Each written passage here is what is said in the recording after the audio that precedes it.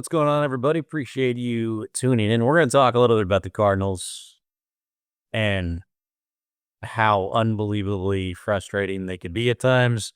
They lose to an IR team of the 49ers, and I mean, there were a lot of things that went wrong in that game, but the one thing that's really been catching everyone's attention, Marvin Harrison Jr. continues to be one of the more frustrating players to watch, a guy that has all the tool sets and continues to make some really kind of tough plays. He had two massive drops in that game. One would have been like a walk-in touchdown. In a game where you barely lose, to just give away points like that, to give away drives, really, really, really tough to watch. And so, like, I did a deep dive into this, and I really was curious, like, is it as bad as it looks? Are the numbers as bad as it says for this guy? And I was a little bit surprised by them, because when you actually dive into the numbers, apparently, it's not as bad as what it looks like. Maybe it's just prisoner of the moment. But last year, he ends up finishing with a 4.3% drop rate. He had 4 drops in the season on 92 targets. Okay, that's not terrible. You get through the full season, I guess, with 4. What's the league average? 6.2. So he's even below that. Like, he's doing pretty well, and that was his rookie campaign. It felt like last year that was a bit of a story for him as well, though. And he was so highly touted as a guy that had incredible hands coming out of Ohio State. It's the 4th overall pick. So, apparently better than the average. It didn't feel like it, but okay, sure. Then you go to this year, and granted, small sample size, and it gets skewed when you have a game like that. But I guess the question is, was this a bad game, or is there a real problem here? Because he has 2 massive drops in that game. He's got 6 now in his career in 20 games played. And on this season, he's now got an 11.7% drop rate. Now, again, 3 games, 2 than just that one game. Is this a case where it's just, a bad game and you gotta wash your hands? Or is there a real problem here? Because it feels like there's something going on between his ears, and it's a little bit of a mental thing right now that he's fighting, and it's showing on the field. And it's hurting the team. That really cost them a win in a game that I can't believe they lost. That would have been, to a team now, the 49ers, that even with all that, they're still leading the division undefeated. And the Cardinals could have just absolutely used that game, had this early season stretch of easy games to try and grab control of the division. Doesn't look that way anymore. And so then I started wondering, you're going to get compared to your peers. And so I wanted to go through the list of where he was, Marvin Harrison Jr., compared to some of the other guys from his draft class. I like how he stacks up so far this year. Now, beyond just the drops, the production's not really been there too crazy. He has 10 catches this year on 17 targets, 142 yards and a touchdown.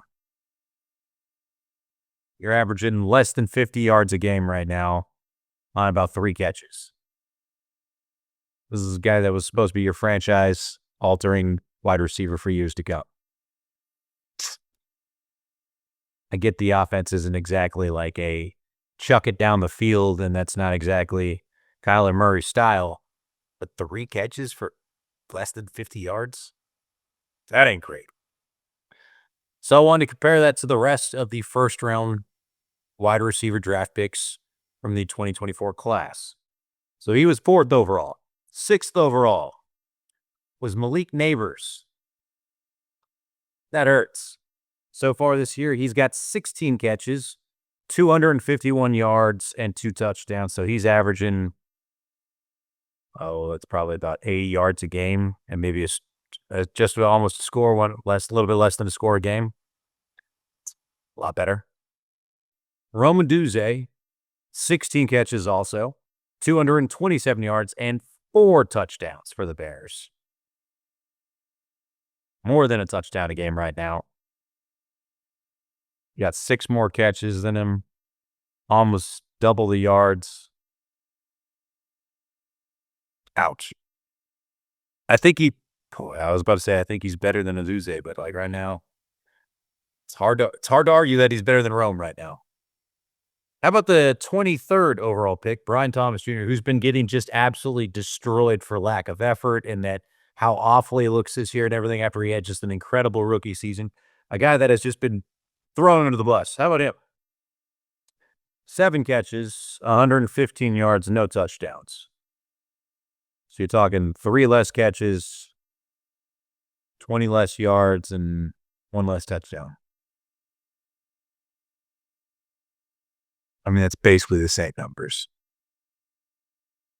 Xavier Worthy, can't bring him up. He's been suspended. What are you going to do? Ricky Pearsall, 16 catches, 281 yards, 0 touchdowns. Double the yards right now. Double the catches. Doesn't have a touchdown, but Xavier Legette is the one saving grace, if you want to say that. He was the last pick in the first round. He only has 4 catches for 8 yards. I don't know how that happens, but again, his team's pretty awful. That's it. Those are the first round. Those are the guys that your peers that you're compared to right now. And other than Legette, he ain't outperforming any of these guys right now. You're the 4th overall pick. I want to believe in this guy. I want to know that what I saw in college is going to translate. It just seems like there is a real confidence shot right now for him and that he has got to find some of his swagger, some of his emotions back because he looks a shell of the player that we saw at Ohio State. And he's looking like that B word that we don't like to say, that ends with a UST. Starting to get closer to that. I don't want to call him a bust just yet, but man, we have 20 games now, which is not a small sample size, and it still does not look like he doesn't look like a number 2 receiver, let alone a number 1. And we've seen Murray have success with wide receivers before. It's not like that's never happened with him. 6 drops in 20 games. I think the drops, they feel more than they are because there were such big moments and just wide open opportunities and like ones that would have been touchdowns and huge plays. But 6 actually feels less than what I would have expected. But still, it's got to get better. Like, you can't invest that much capital, that much hope in one guy to have it kind of reach this point. And right now, again, I'm not calling him a bust, but he's officially on bust watch right now because it's not good for Arizona right now.